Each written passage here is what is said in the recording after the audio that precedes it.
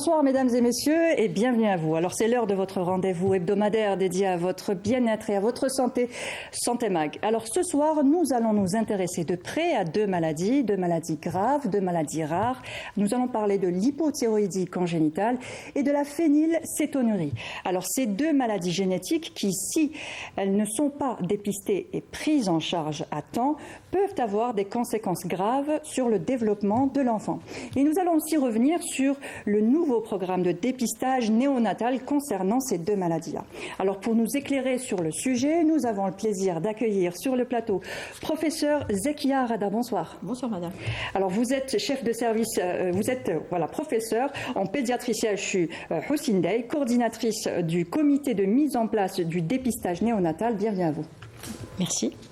Avec nous aussi docteur Youssef Laïd. Alors, vous êtes médecin épidémiologiste sous-directeur de la prévention et de la promotion de la santé au ministère de la Santé. Bienvenue à vous. Merci pour l'invitation. Avec nous aussi sur le plateau, professeur Asmahan Ladjouz. Bonsoir. Bonsoir. Alors, vous êtes chef de service pédiatrie A au CHU de Nimsous et président de la Société algérienne d'endocrinologie et diabétologie pédiatrique. Bienvenue à vous. Merci pour l'invitation. Merci à vous d'avoir accepté. Et bien sûr, notre chroniqueur, Dr Neil Kessarli. Merci beaucoup. Bonsoir à toi. Bonsoir. Et nous allons commencer tout de suite avec toi. Nous allons parler aussi de dépistage, l'importance de dépister une autre maladie congénitale. Tu vas nous parler de la surdité congénitale. Voilà. Donc tu vas nous parler de la surdité congénitale. Est-ce que tu peux nous expliquer pourquoi il est essentiel de dépister la surdité à la naissance? Alors l'intérêt, il est d'abord primordial. Pourquoi la surdité congénitale? Elle impacte directement sur le développement du langage et les interactions sociales de l'enfant et de l'adulte aussi. Alors, qu'appelle-t-on une surdité congénitale? Est-ce que tu peux nous expliquer ce que c'est exactement? Alors il faut savoir que la surdité congénitale, elle se caractérise par une déficience auditive qui est présente dès la naissance. Alors ce trouble auditif peut varier de léger à profond. Il influe sur la capacité de l'enfant à percevoir les sons, ce qui peut impacter donc directement sur le développement de langage et les interactions sociales. D'accord. Quelles sont les causes, justement, de cette... Alors, il y a plusieurs causes qui peuvent être incriminées. On pense bien sûr à la première cause, c'est les anomalies génétiques, la mutation de certains gènes qui sont impliqués dans l'audition. On parle aussi des syndromes génétiques ou syndromes associés à la surdité, comme le syndrome de Usher ou le syndrome de Wallenberg, mais aussi les infections virales. C'est très souvent, on ne parle pas de ça. Les infections virales telles que la toxoplasmose, la rubéole, la cytomégalovirus, qui est transmise de la mère à l'enfant, mais aussi la prématurité et l'anoxie, et enfin l'exposition à certains médicaments dits autotoxiques. D'accord, donc on peut prévenir...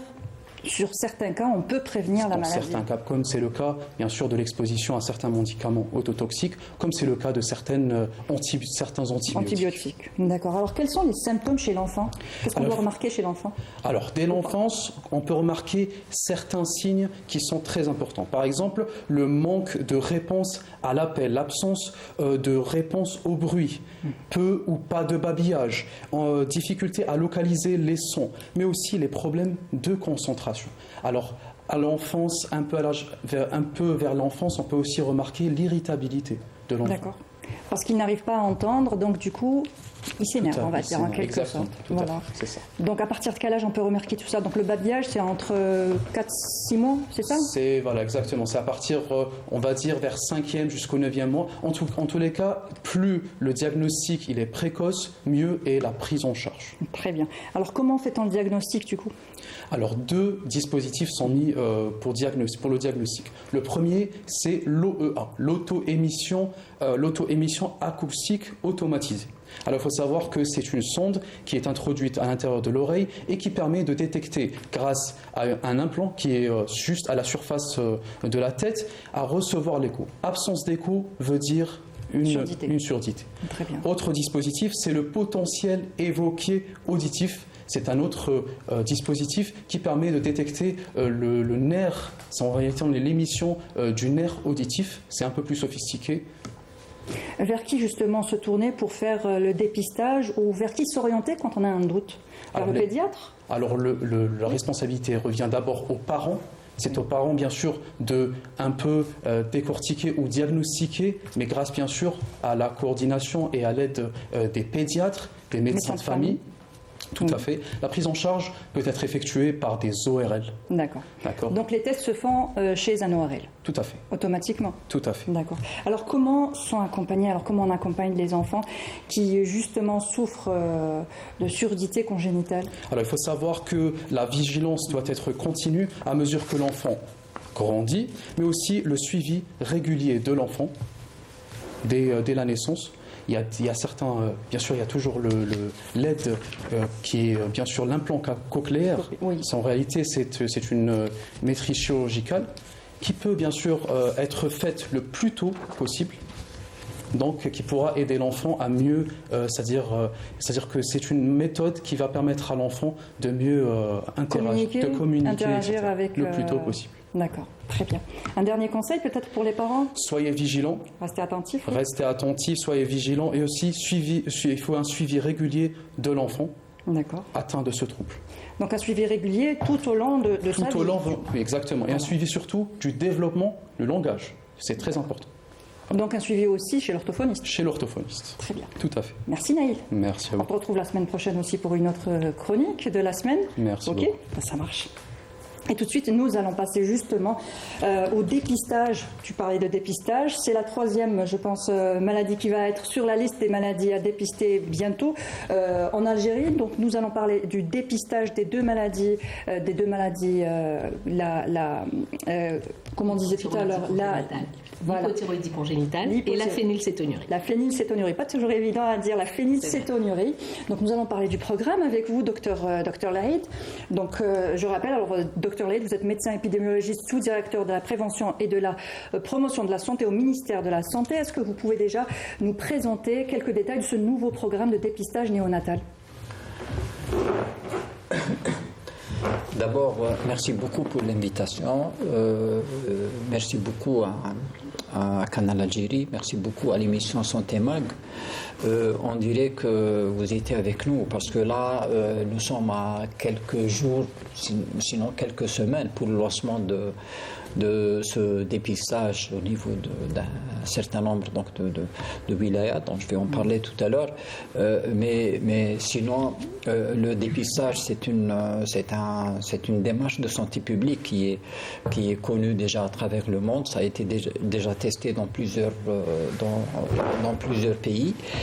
Chez nous, il y a eu des programmes de dépistage, mais qui ont concerné notamment certaines maladies infectieuses. Par exemple la goutte épaisse, le paludisme, il y a eu donc des actes. Mais là, pour ce qui est du dépistage néonatal, c'était particulier, c'est-à-dire la démarche, on la maîtrise, oui, mais elle nécessite un encadrement, notamment juridique. Je ne parle pas, c'est-à-dire sur le plan financier, on a eu toutes les facilités d'abord pour équiper le labo, pour acheter le consommable, etc. Donc je n'entre pas dans ces détails parce que c'est important, ça, c'est le nerf de la guerre.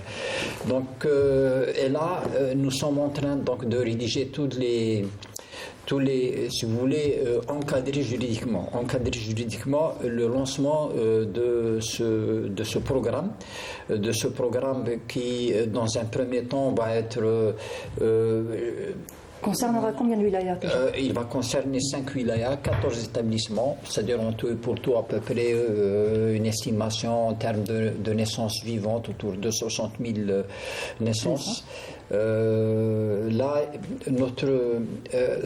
je reviens au programme et aux maladies rares. Ça, c'est important parce que d'abord, c'est une priorité des hautes autorités de l'État, c'est une priorité au ministère de la Santé, donc c'est suivi en haut lieu, ce dossier, donc nous sommes tous pratiquement derrière. Il y a un groupe d'experts qui a travaillé, je dirais, je parle de 2024, hein, pratiquement toute l'année.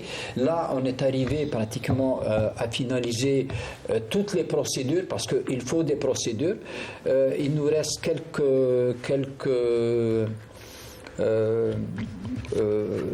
les dernières mises au point. Dernière mise au point pour le lancement du programme, enfin du programme, si vous voulez, dans sa phase pilote. Dans sa phase pilote, parce que l'idée c'est d'aller vers la généralisation, vers un programme national, et le modèle va être développé par, n'oubliez pas que je vais le dire quand même, quand je parle d'experts autour donc, du professeur Arada, il y a une quinzaine d'experts qui sont en train de travailler. Et si nous sommes arrivés aujourd'hui à ce stade, c'est grâce à nos experts. Très bien. Voilà. Justement, professeur Arada, vous participez justement pour ce nouveau programme de dépistage. Vous y travaillez depuis quand même pas mal d'années aussi. Oui, effectivement.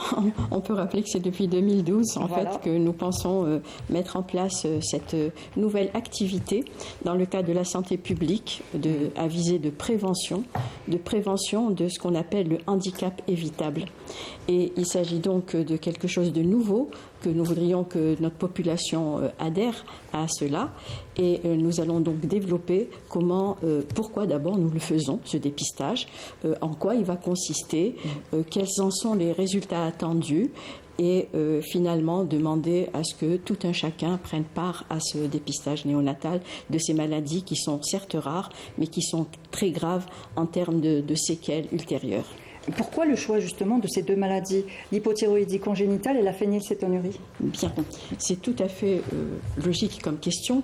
Eh bien, parce que ce sont deux maladies qui sont d'abord prévalentes dans notre société, c'est-à-dire qu'elles sont en termes de fréquence parmi les maladies rares les plus fréquentes, et ce sont en même temps les plus graves.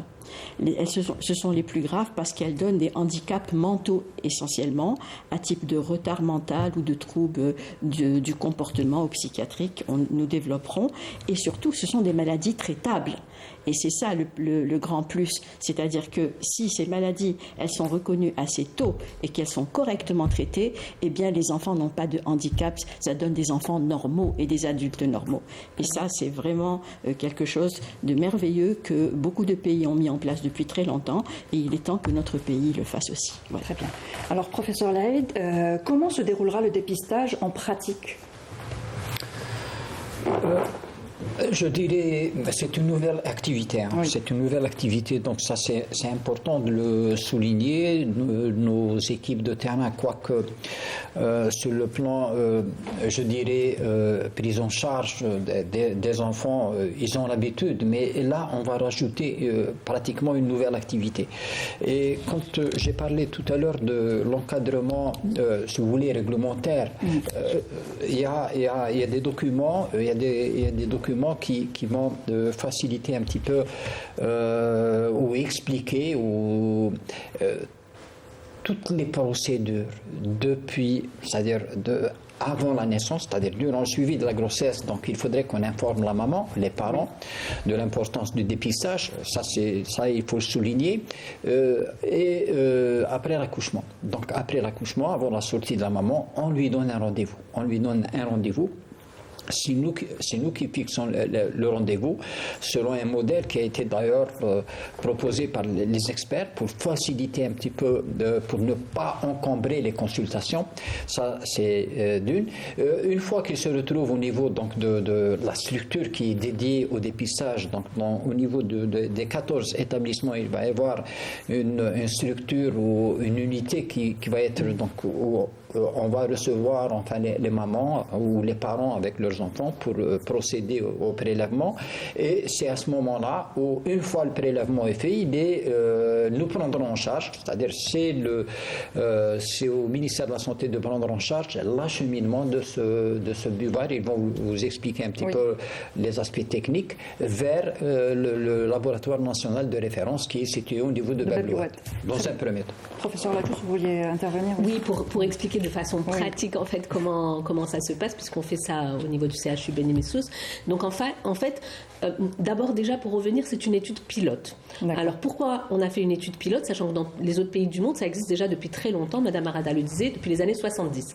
Mais la différence entre nous et d'autres pays, donc d'abord on a une grosse population de naissance, mais aussi les enfants ne restent pas à la maternité. Dans les autres pays, le bébé quand il naît, il reste 3 à 5 jours à la maternité. Et ce dépistage, pour des raisons technique, physiologique, ne peut pas être fait avant 3 jours de vie, notamment pour la phénylcétonurie.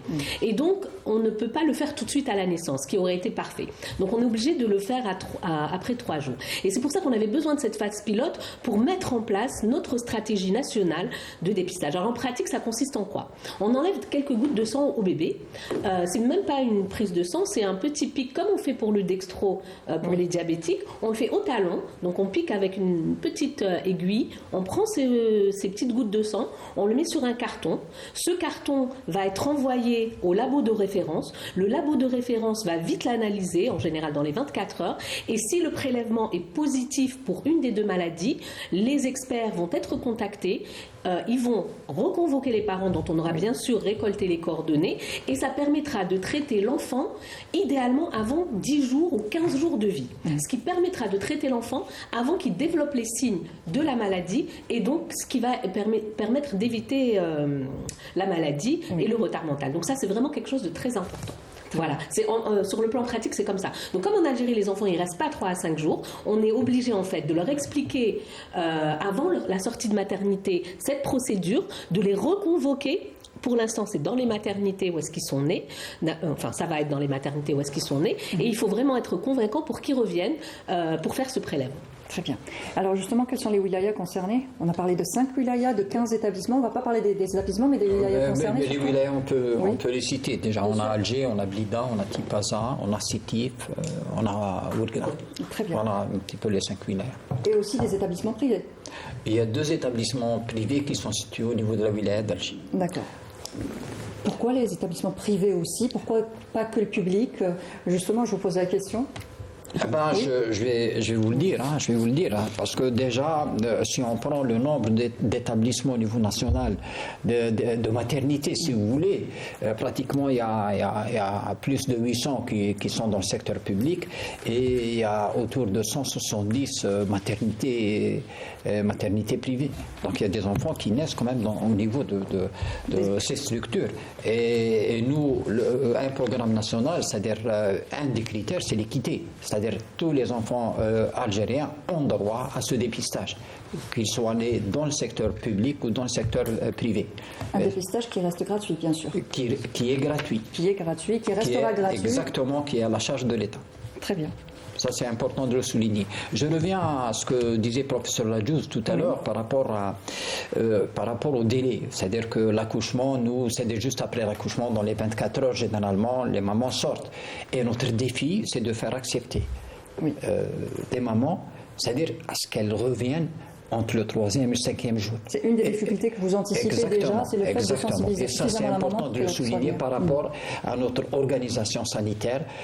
Ça fait partie du programme, c'est-à-dire qu'on a pris en considération cet aspect et ça fait partie un petit peu des formations. On a déjà formé le personnel. On va organiser une autre formation juste avant le lancement, dans les jours qui viennent.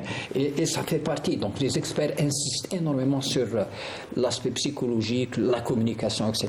Oui, professeur Arada. Oui, moi je crois que ce sera le principal défi, celui de faire revenir le nouveau-né, donc par les parents, au rendez-vous donné. Ce rendez-vous sera donné entre le 3e et le 5e jour de vie, dans un lieu précis, et là sera fait le prélèvement. Alors ce que nous craignons, ce sera peut-être la principale contrainte, c'est que nous n'ayons pas un taux d'adhésion assez important, c'est-à-dire qu'il n'y ait pas 100% des enfants qui reviennent. Et c'est pour ça que des émissions comme celle-là sont importantes pour passer ce message. Il est très important que les parents respectent ces rendez-vous, viennent, et bien sûr, il faudra leur consentement, bien entendu, mais on leur expliquera l'intérêt de ce dépistage et ce pourquoi ils doivent absolument revenir. Oui, professeur Ladjouz. Par rapport aux structures privées et aux autres wilayas, en fait, comme le but, c'est que à plus ou moins, j'espère moyen terme et pas long terme, le dépistage soit national, en fait, on avait vraiment besoin de voir un petit peu comment, sur le plan technique, organiser les choses dans d'autres wilayas qu'Alger, parce que le laboratoire, pour l'instant, est à Alger, et peut-être qu'il n'y aura pas des laboratoires dans chaque wilaya, on n'a pas encore décidé, mais en tout cas, le transport est important. Dans les autres pays du monde, c'est la poste. D'accord ? Nous, nous, bon, je pense que ce ne sera pas comme ça. Donc il faut qu'on essaie tout ça. Et puis aussi les structures privées, d'accord, puisqu'on sait qu'avec les hôpitaux ça marchera. Il n'y a pas de raison que ça ne marche pas avec les structures privées. Donc c'est vraiment le but de ce programme pilote, c'est de tester un petit peu la faisabilité du dépistage et pour qu'on le perfectionne au mieux, pour que quand on fera, Inch'Allah, vraiment rapidement le dépistage sur le plan national, on aura déjà tout bien balisé et ça marchera à perfection. Très bien. Le dépistage oui, bien sûr. Oui, moi, je voudrais qu'on parle un peu de ces deux maladies. En fait, les parents ne connaissent pas très bien ce qu'est l'hypothyroïdie congénitale. Je pense que c'était la question suivante. Oui. On parle un peu du dépistage et justement de ce programme, et après on détaillera l'hypothyroïdie congénitale, une phénylcétonurie avec un reportage pour comprendre ce que c'est que les maladies et pourquoi il est important de se faire, de que les mamans et les papas, enfin les parents reviennent avec leurs enfants pour le dépistage, bien sûr. Et je voulais aussi vous poser une question par rapport au dépistage, au résultat du dépistage. Il se fait en combien de temps? Le résultat, on l'a en combien de temps? Surtout si les wilayas sont assez loin, comment que ça se passe? Oui, alors voilà, d'un point de vue pratique, les enfants, donc les nouveau-nés vont être ramenés par leurs parents entre le 3e et le 5e jour de vie. Ils seront prélevés, comme vous a dit le professeur Ladjouz, au talon par piqûre, quelques gouttes de sang déposées sur un carton buvard spécial qui est envoyé, acheminé au laboratoire, le seul laboratoire qui s'occupera, voilà, celui de Bab el-Oued. Les résultats, on pourra les avoir en 48 heures, 72 heures maximum. Et s'ils sont normaux, eh bien, on dira aux parents qu'il n'y aura aucun retour pour eux. C'est-à-dire qu'on ne les avertira pas que tout est normal. On les avertira seulement si le résultat est anormal, s'il est pathologique.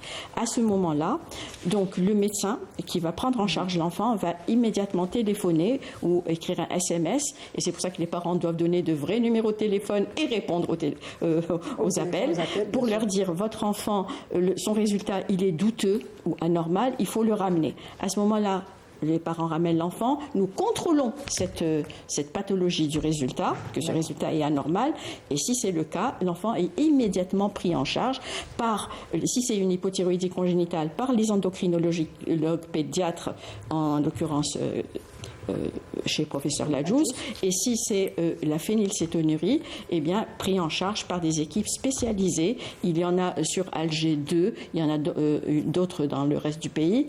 En Alger, c'est l'hôpital Hussein Dey et c'est la clinique médicale des enfants de Mustapha qui sont les spécialisés en la prise en charge des malades qui ont une phénylcétonurie. Donc la prise en charge, si le test est positif, la prise en charge se fera dans les premières semaines. Elle sera immédiate, et c'est tout l'intérêt, parce que de la précocité du diagnostic et de la prise en charge dépendra le pronostic mental de l'enfant.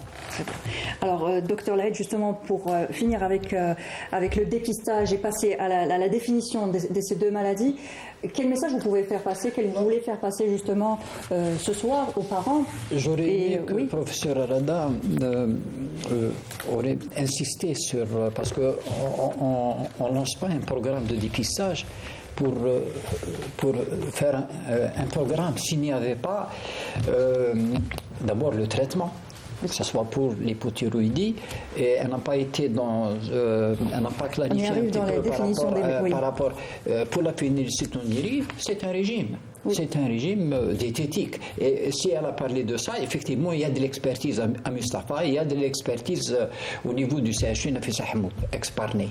Et ça, c'est important. Donc, même au niveau de... parce que ce programme de dépistage, et je pense que les experts sont conscients, il va être accompagné, et c'est dans leur mission, il va être accompagné d'élaboration de guides, que ce soit de prévention ou de prise en charge, notamment pour les professionnels de la santé. Ça, c'est important de le souligner. Donc, il y a toutes les... c'est-à-dire, je parle du traitement, c'est-à-dire la disponibilité de traitement, il est là. Oui. L'aspect diététique, il est là. Et nous avons été renforcés dernièrement par la publication du dernier arrêté qui a, entre autres, les deux maladies, il a identifié les médicaments qu'il faut ou les diététiques qu'il faut pour les deux pathologies. Donc, sur ce plan, on a la solution existe. Bien sûr. Il faut dépister pour pouvoir changer la vie d'un enfant, de toute une famille. Elle va changer totalement, et de l'enfant, de la famille, de l'État, de la collectivité, etc.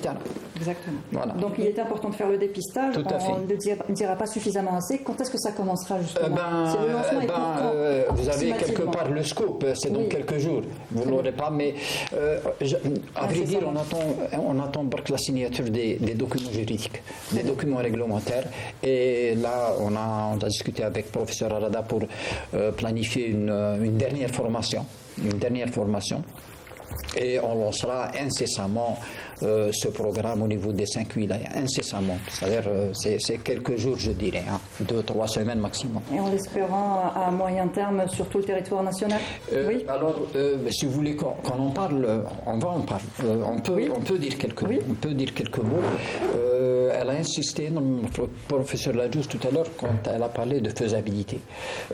C'est vrai que c'est une nouvelle activité chez nous. C'est une première. Je pense que là, ça se concrétise. Le programme est consacré, je dirais, il est consacré, puisqu'il y a toute une équipe derrière.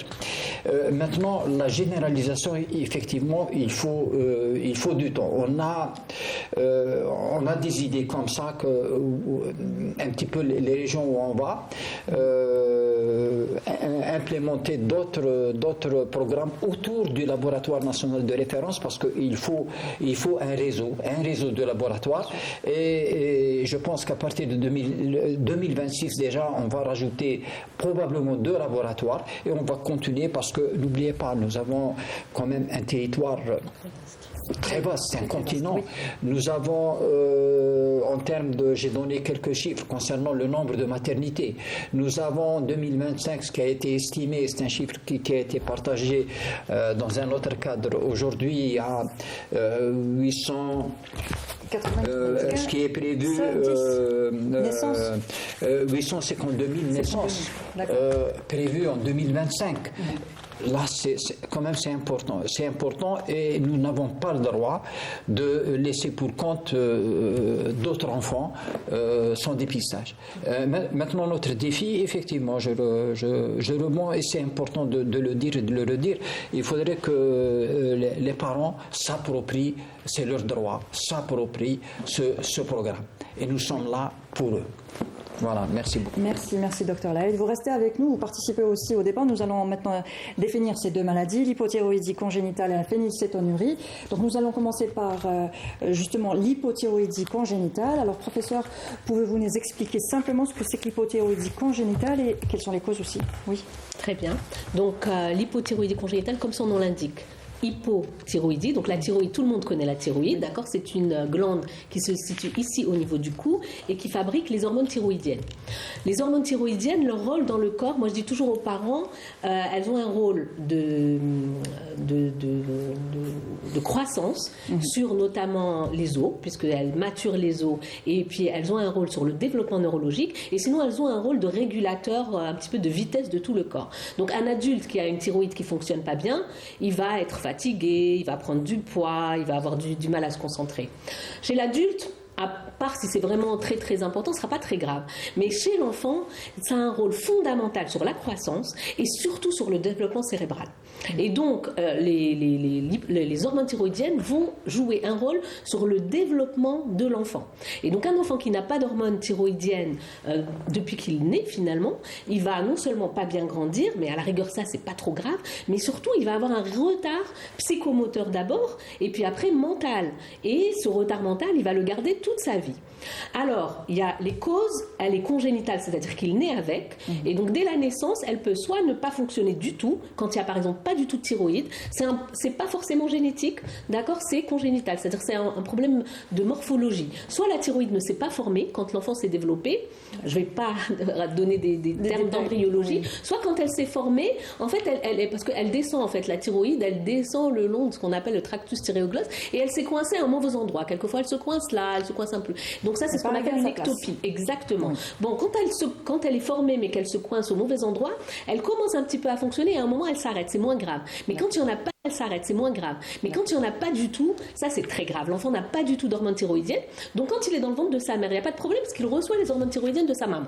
Donc ça, c'est pas grave. Mais dès qu'il naît, il n'y a plus les hormones thyroïdiennes de sa maman et en fait, on va avoir les signes qui vont apparaître au fur et à mesure. C'est pour ça qu'à la naissance, il n'y a pas forcément beaucoup de signes. C'est pas quelque chose qui va apparaître tout de suite à la naissance. Ça va prendre plusieurs jours. Et ce n'est qu'à partir d'un mois que les signes sont très francs. Au début, le seul signe peut-être qui est un petit peu important, c'est que l'enfant dit qu'il est hypotone, c'est-à-dire il se tient pas très bien. Il peut avoir une hernie ombilicale au niveau de l'ombilic, c'est ouvert un petit peu. Et un signe vraiment auquel j'appelle les mamans pour l'instant, tant qu'il n'y a pas de dépistage, à être attentif, c'est l'ictère, la jaunisse, qui va rester après 10 jours. Donc ça aussi, ça c'est le signe le plus constant. D'accord? Donc un enfant qui tient pas bien sa tête, vous savez que l'enfant, au début, quand on le tient comme ça, il tient pas sa tête, mais il peut la tenir un tout petit peu. Et donc les enfants qui ont une hypotonie, ils restent vraiment relâchés comme ça, ils tiennent pas du tout. Ces enfants qui dorment beaucoup, ils crient pas, les mamans elles disent oh il est tranquille cet enfant, il me réveille pas la nuit, ah non, c'est pas bien un enfant qui... Ah bien sûr c'est pas bien, l'enfant il doit crier, il doit se réveiller, il doit demander à manger. Donc un enfant qui dort beaucoup, qui a une jaunisse, qui va traîner un petit peu, qui est relâché, qui en plus va être constipé un petit peu, attention. Donc ça c'est des signes. Et si ça traîne et ça dure plus d'un mois, on a le tableau qu'on appelle de myxœdème, il commence à être redémacié un petit peu, il est grossier comme ça, il a des traits, il est moche, il est enflé un petit peu, et là c'est déjà trop tard. D'accord, c'est trop tard, il y a déjà un retard psychomoteur, c'est-à-dire qu'il va pas tenir sa tête, c'est malheureusement pas réversible. Ça va s'améliorer, c'est-à-dire c'est plus en fait on va traiter tôt, moins sévères seront les signes. Mais certaines études ont montré que dès 10 jours de vie, on a une diminution du quotient intellectuel. Attention, si on traite à 10 jours, après 15 jours ou un mois, l'enfant il va marcher, il va parler, il va même apprendre à écrire, mais il risque d'avoir des problèmes à l'école, de redoubler des classes, d'avoir un quotient intellectuel moins important. Par contre, si on traîne beaucoup, et on a malheureusement des enfants qui ne sont pas diagnostiqués jusqu'à 6 mois, 1 an, 3 ans, ceux-là vraiment c'est des enfants qui ne vont pas marcher, qui ne vont pas parler. Moi j'ai une patiente que j'ai vue ce matin, elle a 17 ans, elle ne sait pas parler. Elle a commencé à marcher à partir du moment où elle a mis le traitement, à partir de 6 ans, mais elle n'est toujours pas propre. C'est-à-dire qu'elle a toujours besoin de couches, elle ne parle pas, elle a un gros retard mental. Et c'est ça qu'on veut éviter. Donc vraiment, l'hypothyroïdie congénitale, c'est vraiment quelque chose de grave, et surtout parce que c'est fréquent. La fréquence, la prévalence, c'est 1 sur 3000 naissances. Alors imaginez, et ça c'est vraiment l'une des prévalences, on va dire, moyennes, mais il y a certaines études récentes qui disent que c'est même 1 sur 1600 naissances. Mais gardons les hypothyroïdies sévères, c'est 1 sur 3000 naissances. Alors imaginez avec 850 000 naissances, combien on va avoir d'enfants qui ont une hypothyroïdie. Donc si on arrive déjà à les dépister assez tôt, le traitement, les hormones thyroïdiennes, c'est le Levothyrox en fait, c'est le seul qui existe, je peux donner la marque, ça coûte, je pense, même pas 150 dinars. C'est vraiment pas cher du tout. Donc traiter à partir de la naissance, ça permet d'éviter le retard mental, ce qui est quand même un drame pour une famille. Ça permet un individu qui ne sera pas un poids pour la société, qui va apporter, qui va travailler, qui va faire une richesse pour la société, et ça aussi en termes de développement d'une société, tout c'est important. Et bien sûr la vie d'un enfant, pour lui et pour ses parents, ça n'a pas de vie, d'accord, c'est des familles qui franchement vivent pour leur enfant handicapé, donc vraiment c'est important. Je termine juste en disant les causes. Donc il y a 2 causes, mais vraiment terminées. Il y a 2 formes, une forme qui est génétique et héréditaire, ça c'est les mariages consanguins, c'est des maladies autosomiques récessives, et donc ceux-là ils ont des goitres, dès la naissance il y a des gros goitres, ce qu'on appelle les troubles de l'hormonosynthèse. En fait, ils ont une thyroïde, mais elle ne fabrique pas bien les hormones. D'accord, parce que les enzymes qui fabriquent les hormones ne marchent pas. Et les autres formes, c'est celle dont je vous ai parlé tout à l'heure, c'est les troubles de la morphogénèse, c'est-à-dire la thyroïde qui ne fonctionne pas. Voilà. Merci. Nous allons suivre un reportage tout de suite pour nous parler justement du dépistage et de la phénylcétonurie et de l'hypothyroïdie congénitale. C'est un reportage que nous propose Nawal Benjilali et on revient tout de suite après.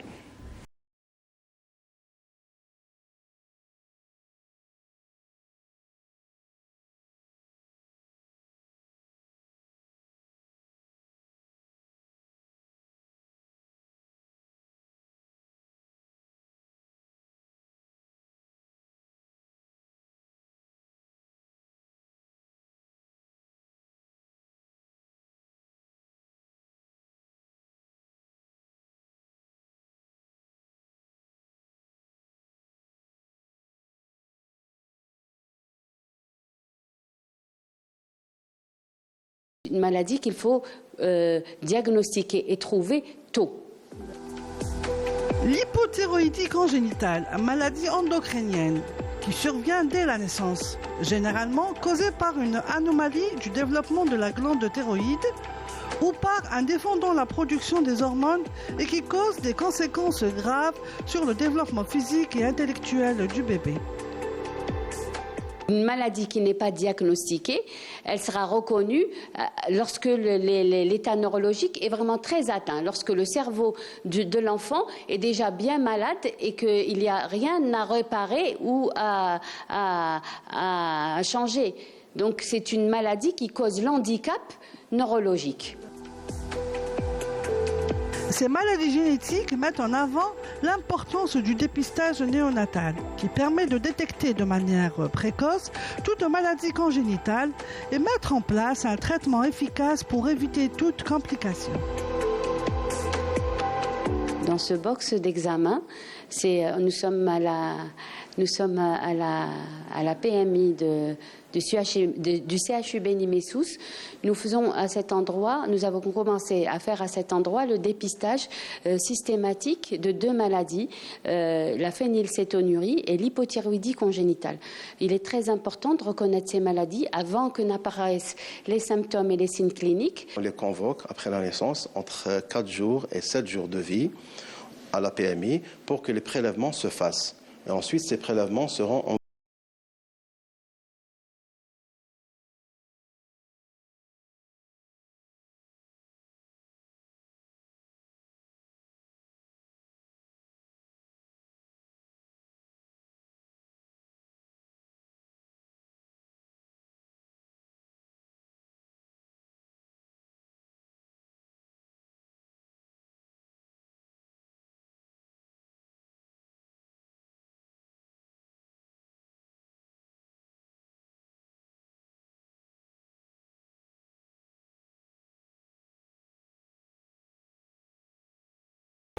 Alors c'est un travail qui se fait au niveau de la maternité avec nos médecins, pédiatres, résidents et généralistes. C'est essayer de sensibiliser les jeunes mamans et les pères aussi à ces 2 maladies que sont l'hypothyroïdie congénitale et la phénylcétonurie.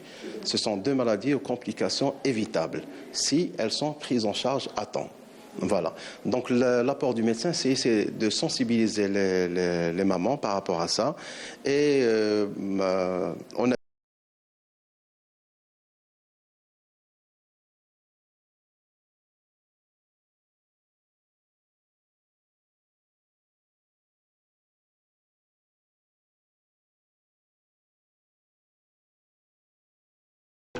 Alors nous parlons ce soir de dépistage néonatal, préserver la santé dès la naissance. Donc c'est le thème d'aujourd'hui. Nous avons déjà défini l'hypothyroïdie congénitale. Nous avons parlé du programme avec vous, Dr Laïd. Oui, vous voulez réagir? Rapidement. Allez, bien sûr. D'ailleurs, vraiment, pour moi, c'est une surprise. Hein. C'est une surprise. Il y a quelque chose. Ça ne nous a pas échappé, mais on n'en a pas parlé depuis le début. C'est qu'on n'est pas resté les bras croisés. Vous l'avez vu dans le reportage. C'est que, à vrai dire, pas le programme, mais il y a une préphase, si vous voulez. Ça fait une vingtaine de jours que vous êtes en train déjà enfin peut-être un mois, qu'on est en train donc de tester, de se faire tester quelque part, de voir un petit peu le mécanisme tout à fait. Programme, et là, il y a 4 établissements qui participent à cette préphase avant le lancement officiel du dépistage néonatal. Et je remercie d'ailleurs l'équipe du professeur Ladjous qu'on vient de voir. C'est extraordinaire. Moi, je suis dans le programme. J'ai vu ça. Ouais. Et bien voilà, c'est pour ça que c'est important. Vous avez déjà commencé pour un petit peu connaître le mécanisme, pouvoir se corriger avant le grand lancement du programme qui se fera sur les 5 wilayas, 14 ou 15 établissements, dont 2 privés. Et pour 2 maladies, l'hypothyroïdie congénitale et la phénylcétonurie, ce qu'on appelle aussi la PCU. Et nous allons parler tout de suite avec vous, professeur Arada. Donc on a vu la définition de la PCU dans le reportage. Si vous voulez aussi rajouter une information qui n'a pas été dite dans le reportage, mais sinon, est-ce que la phénylcétonurie, est-ce qu'il y a des symptômes justement de la phénylcétonurie ou c'est comme l'hypothyroïdie congénitale, il n'y a pas de symptômes dès les premiers jours? Eh bien oui, Voilà, c'est effectivement, ce sont des maladies, c'est une maladie qui ne donne pas de symptômes les premiers jours de vie. On pense que l'enfant est normal et c'est bien pour ça qu'il est important de faire ce dépistage par une analyse biologique. Alors, la phénylcétonurie, c'est une maladie génétique, qui est due au fait que l'enfant n'a pas une enzyme qui est sécrétée au niveau du foie et cette enzyme, vu son absence, ne va pas pouvoir dégrader un acide aminé qui est la phénylalanine. Donc l'absence d'enzyme fait que cette phénylalanine n'est pas dégradée et donc elle va s'accumuler dans le sang. Et de ce fait, va s'accumuler dans le cerveau où elle a une très forte toxicité pour le cerveau, pour les neurones. En particulier, il n'y aura pas de myélinisation des neurones, pas de synthèse protéique au niveau des neurones. Et donc, l'enfant va bientôt développer une maladie du cerveau, mais pas que. C'est une atteinte qui est de tout l'organisme. C'est d'abord une atteinte aussi de la peau. D'ailleurs, c'est souvent des enfants qui sont clairs, qui ont des yeux bleus. Et ceci, c'est une anomalie en fait de la phénylcétonurie, non ? Oui, qui est consécutive au défaut de synthèse de la de dégradation de la phénylalanine en tyrosine. Et donc ils sont plutôt clairs, mais en Algérie on trouve qu'il y a des enfants phénylcétonurie qui sont bruns aussi. Et ils ont parfois des problèmes d'eczéma, ils ont des problèmes donc neurologiques de type le cerveau qui ne se développe pas bien, on a une microcranie, et puis ils développent des convulsions, et après ils peuvent développer des troubles du comportement. C'est des enfants qui sont agressifs, qui sont violents, et s'ils ne sont pas traités, ils deviennent même auto-agressifs, c'est-à-dire qu'ils se font des mutilations, ils peuvent, c'est une pathologie quand ils grandissent carrément psychiatrique. Et donc ce sont des enfants qui non seulement sont très perturbés eux-mêmes, perturbent leur famille et même leur fratrie, et c'est une encéphalopathie vraiment très profonde. Et le fait de la traiter tôt, eh bien, justement, on n'a pas tout ça, on a des enfants quasiment normaux. Okay. Alors, le traitement de ceux-là... Quelle est la prévalence, justement comme la prévalence, elle est moins fréquente que l'hypothyroïdie, certes, mais en fait, c'est une incidence plutôt estimée. C'est-à-dire qu'on estime qu'en Algérie, il doit y avoir, mais c'est des sources concordantes, on aurait environ un cas de phénylcétonurie pour 5000 naissances vivantes. Et je pense que peut-être on est en deçà de la vérité. Et donc, calculé sur pratiquement 900 000 ou 850 000 naissances par an, avec l'hypothyroïdie, ça ferait quelques centaines d'enfants que l'on pourrait dépister quand le dépistage sera national, et à qui on pourrait éviter un handicap. Vous imaginez plusieurs centaines d'enfants à qui on éviterait d'avoir des handicaps mentaux. Oui, absolument. À eux et leur famille. Et justement, vous voulez parler du traitement. Alors, le traitement de la phénylcétonurie, comme l'a dit le docteur Laïd, il est essentiellement diététique. C'est-à-dire que comme la phénylalanine, cet acide aminé qui est toxique pour ces enfants, n'est apporté que par l'alimentation, eh bien, on va faire en sorte que dans son alimentation à cet enfant, on n'apporte pas cet acide aminé, la phénylalanine, et donc il aura comme allaitement des laits sans phénylalanine, et quand il sera diversifié, il aura des aliments sans phénylalanine. Or, la phénylalanine, c'est un acide aminé essentiel qui se trouve donc dans pratiquement l'ensemble de ce qui est protéines, et donc ce seront des enfants qui ne pourront manger ni viande blanche ou rouge, ni œufs, ni poissons, ni fromage. Ni être allaités par leur mère non plus. Alors, au départ, bien sûr, ils ne vont pas être allaités par leur mère jusqu'à ce que l'on diminue le seuil, le dosage de la phénylalanine. À ce moment-là, on peut le donner, on peut quand même apporter en complément, mais seulement en complément, l'allaitement maternel. Mais en fait, la base de l'alimentation de ces enfants, ce sera ce qu'on appelle des mixtures d'acides aminés qui apporteront donc des autres protéines sans la phénylalanine. Donc éviction totale de la phénylalanine. Absolument, totalement. Alors quels sont les risques si le régime n'est pas suivi correctement ? Alors si le régime n'est pas suivi correctement, d'abord il faut dire que actuellement justement à l'ère où le dépistage n'est pas fait, ces enfants-là, ce sont des enfants extrêmement turbulents, extrêmement violents, qui ne dorment pas la nuit.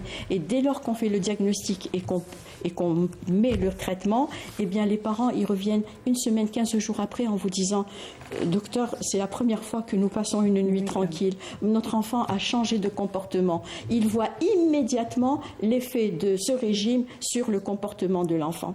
Et donc, la question c'était de si un enfant est suivi correctement, donc on voit très bien son amélioration, mais dès lors que l'enfant rompt son régime, et ça peut arriver lorsque les enfants peuvent voler des aliments quand ils sont en âge exactement, et bien tout de suite cela se ressent non seulement sur leur comportement, mais surtout sur leur niveau, sur leur seuil de dosage de phénylaalaninémie que l'on doit faire régulièrement. Il faut dire que c'est une maladie qui nécessite un suivi et clinique et biologique extrêmement régulier. Et, donc un suivi qui se fait tous les... Alors, au départ, ça dépend, le rythme dépend, toutes les semaines d'abord, puis tous les mois, les trimestres, et selon l'évolution des enfants. Et comment se fait le suivi justement à long terme pour ces enfants? C'est un régime à vie? Alors, c'est un régime qui doit être extrêmement strict jusqu'à l'âge de 11 ans. Après, on avait dit on peut relâcher le régime et pratiquement arriver à un régime libre à l'âge adulte. Mais les études actuelles refutent cela. On sait que même les adultes qui se sont remis, phénylcétonurie, qui se sont mis à un régime normal, eh bien, ils ont de nouveau eu des syndromes psychiatriques de type dépression, schizophrénie, etc. Et donc, là, l'idée actuelle, c'est que ce régime doit être maintenu à vie. Peut-être pas aussi strict que les 11 premières années de la vie, mais il faudra un régime quand même et un suivi. Alors, en cas de maladie, comment se déroule la prise en charge d'un enfant atteint de phénylcétonurie et par rapport aux prescriptions médicales qu'il peut avoir, il n'y a pas de contre-indication? Alors, il y a des contre-indications. Par exemple, c'est des enfants qui ne peuvent pas prendre d'aspartame, c'est des enfants pour lesquels tous les médicaments, on doit chercher s'il n'existe ou pas de la phénylalanine. Bon, mais la prise en charge de ces enfants, elle est essentiellement diététique par des diététiciennes spécialisées dans les maladies métaboliques. Et là, je dois dire qu'il y a donc certaines équipes qui sont spécialisées là-dedans et qui vont apprendre aux parents en pesant les aliments, en leur montrant lesquels sont interdits, lesquels sont semi-autorisés, lesquels sont autorisés, comment faire des repas, etc. Et donc, ces diététiciennes, il faut leur rendre hommage, c'est elles le pilier de la prise en charge de ces phénylcétonuriques. Maintenant, il existe un médicament qui s'appelle la saproptérine, qui est apparu il y a une dizaine d'années et qui a l'autorisation de mise sur le marché en Algérie. Mais en fait, ce médicament, eh bien, il ne fait que aider le régime et il ne peut être prescrit que si nous avons fait le test que ce médicament, cet enfant est sensible à ce médicament. On a un certain test à faire qui dure 24-48 heures ou même 72 heures et on sait si l'enfant répond ou pas à ce médicament. S'il est sensible à ce médicament, eh bien on le lui prescrit en même temps que son régime qui reste donc le pilier de son traitement.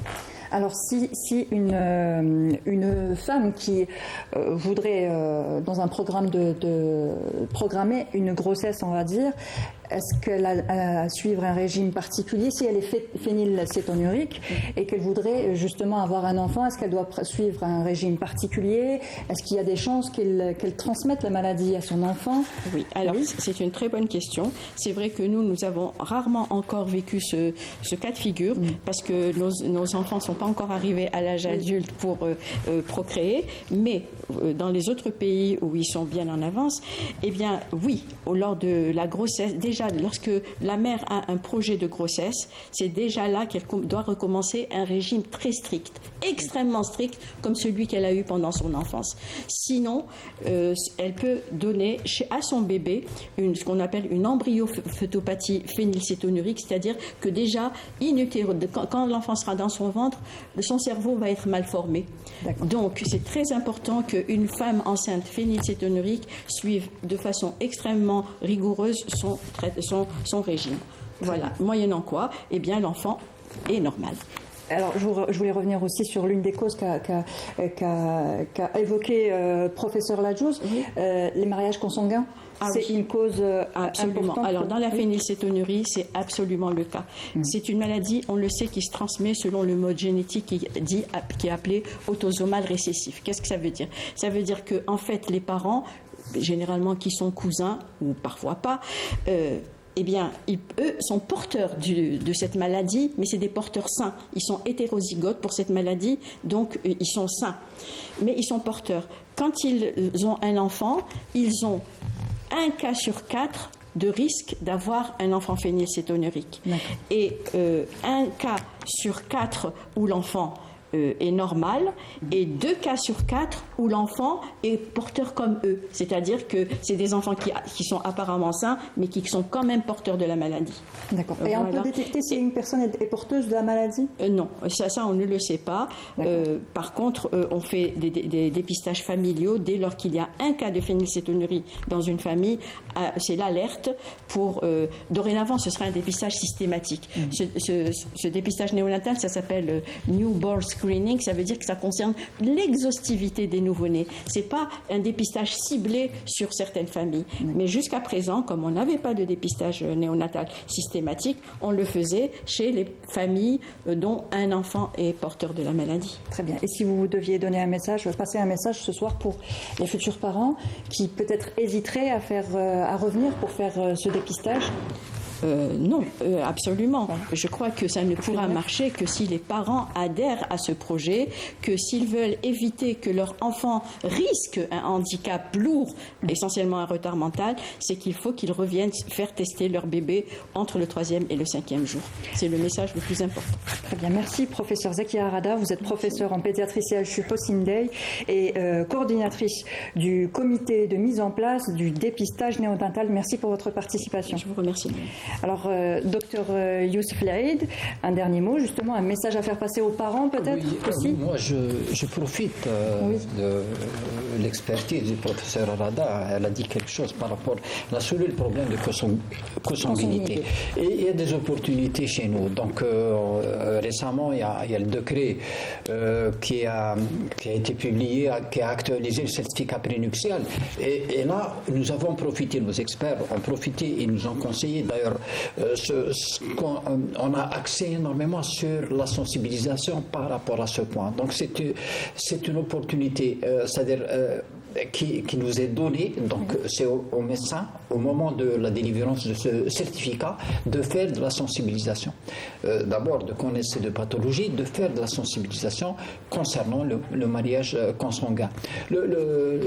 Sur quoi je vais insister, sur les bénéfices. C'est-à-dire, qui dit dépistage dit quelque part bénéfice. Et là, nous appelons de tout cœur les parents à adhérer à ce programme, parce que les bénéfices sont importants pour l'enfant, pour la famille, pour la société, pour l'État, pour nous tous. Et ce qui est sûr, c'est que nous veillerons à ce que ce programme soit consacré, soit une réalité, et nous veillerons aussi à la disponibilité des médicaments et à la disponibilité de tout ce qui relève de la diététique. Voilà. Très bien. Merci. Merci, docteur Youssef Laïd. Vous êtes médecin épidémiologiste, sous-directeur de la prévention et de la promotion de la santé au niveau du ministère de la Santé. Merci pour votre participation. C'est moi qui vous remercie. Et professeur Ladjouz, un dernier mot rapidement pour les téléspectateurs, un message à faire passer. Alors, je rappelle que l'hypothyroïdie congénitale, c'est la première cause de retard mental évitable, vraiment dans le monde. Et moi, je suis très contente, vraiment, parce que c'est une chance, ce dépistage néonatal. Je remercie les autorités de nous avoir donné les moyens, parce que c'est vraiment beaucoup d'argent dans ce programme, et ça prouve quand même que l'Algérie veut faire du bien à ses enfants. Et donc les parents, mais vraiment, ils n'ont à avoir peur de rien. C'est quoi, un petit pic au talon du bébé, revenir à l'hôpital au bout de 3 jours, on en profite pour faire la visite du bébé pour vérifier qu'il va bien, et non pas avoir peur. Ils reviennent pour les vaccins au bout d'1 mois, ils peuvent tout à fait revenir au bout de 3 jours, ça ne sera que bénéfique pour les enfants. Au pire, on fait un petit pic pour rien, et au mieux, on a dépisté une maladie qui est traitable. Donc franchement, il ne faut pas avoir peur, et vraiment, on est très très content et on est sûr que ça va vraiment améliorer la santé des enfants en Algérie. Merci professeur Asmahan Ladjouz, vous êtes chef de service pédiatrie A au CHU de Beni Messous et présidente de la Société algérienne d'endocrinologie et diabétologie pédiatrique. Merci pour votre participation. Docteur Naïl Kessarli. Toujours un plaisir. Merci aussi pour ta participation. On te retrouve la semaine prochaine avec une nouvelle chronique. Chronique, tout à fait. Ah bah très bien, à la semaine prochaine alors. À la semaine prochaine. Merci à vous de nous avoir suivis jusque-là. Je vous souhaite une bonne soirée avec le reste des programmes de la chaîne Canal Algérie. On se donne rendez-vous la semaine prochaine. Au revoir.